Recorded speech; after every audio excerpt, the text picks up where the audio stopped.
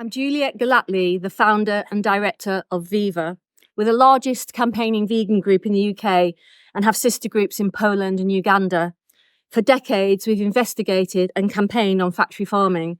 So Viva, for 30 years, has seen firsthand what factory farming means for animals.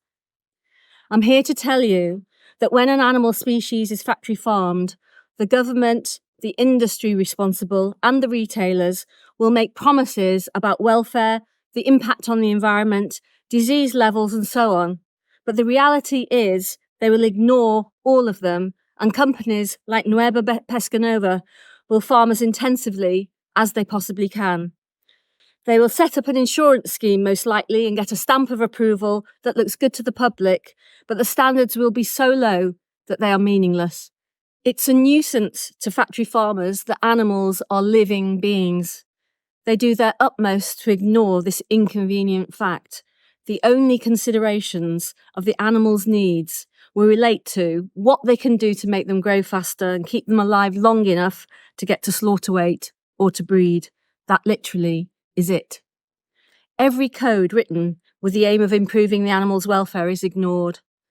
With pigs, for example, the welfare code states they should not be routinely mutilated and should be given environmental stimulation. The reality, they are almost all mutilated without pain relief, and environmental stimulation is a cynical token gesture, maybe a piece of rubber. It makes no difference whatsoever to the animals' lives. As factory farming develops, the industry thinks of ways to intensify further.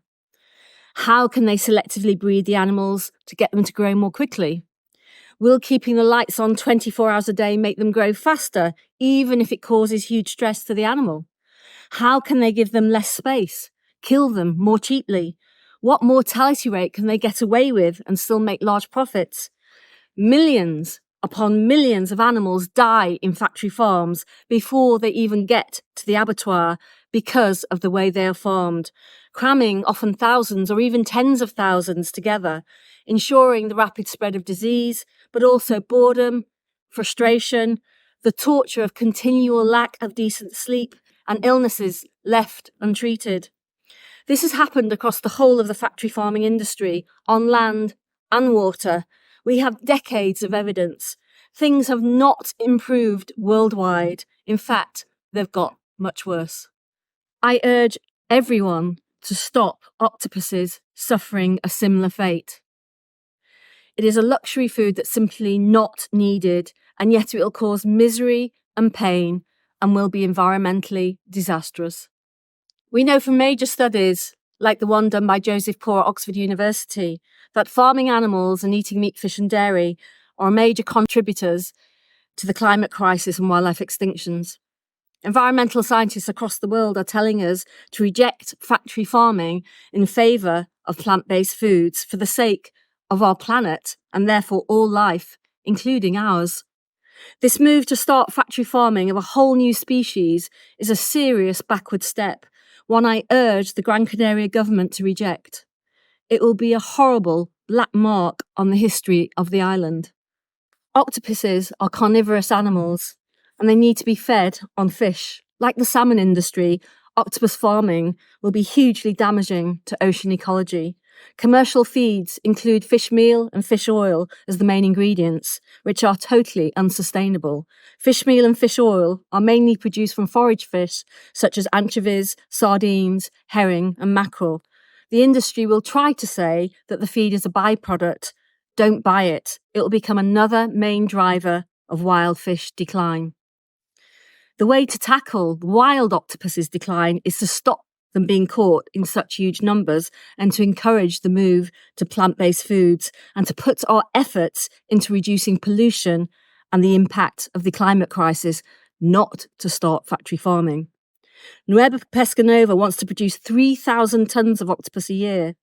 This equates to 1 million animals, with some 10 to 15 octopuses living in just a cubic metre of a tank. The creatures, the species Octopus vulgaris, would be housed in around 1,000 tanks in a 2-storey building in the port of Las Palmas in Gran Canaria. In the ocean, octopuses spend most of their lives alone, hunting, swimming, exploring a complex and beautiful world. Due to the appalling barren conditions in which they'll be kept, Nueva Pescanova's own documents predict a mortality rate of 10 to 15%. That is staggering and completely unacceptable. Large numbers of octopuses should never be kept in close proximity. Doing so leads to stress, conflict, and clearly death. Octopuses are intelligent, complex animals.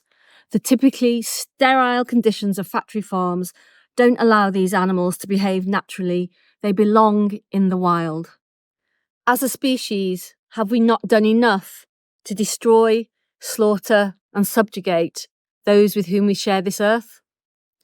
Trillions of aquatic animals die every year for our consumption, yet greed knows no bounds. Nueva Pescanova are prepared to intensively farm intelligent, unique creatures for profit. Compounding this figure and adding to the massacre and devastation of our Earth's oceans. Where will this end? What will be next? Where will we draw the line? Is everything non-human a target for industrial farming and death on an unprecedented scale?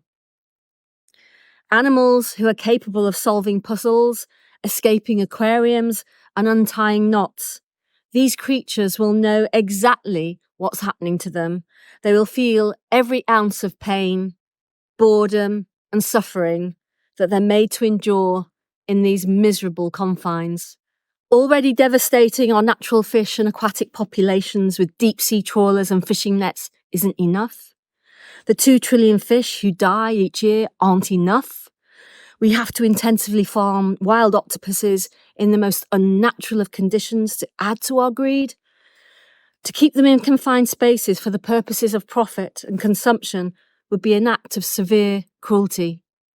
The damage wrought would be irreparable. Let us respect the majesty of these intriguing animals and leave them be, unburdened by our greed and desire for control.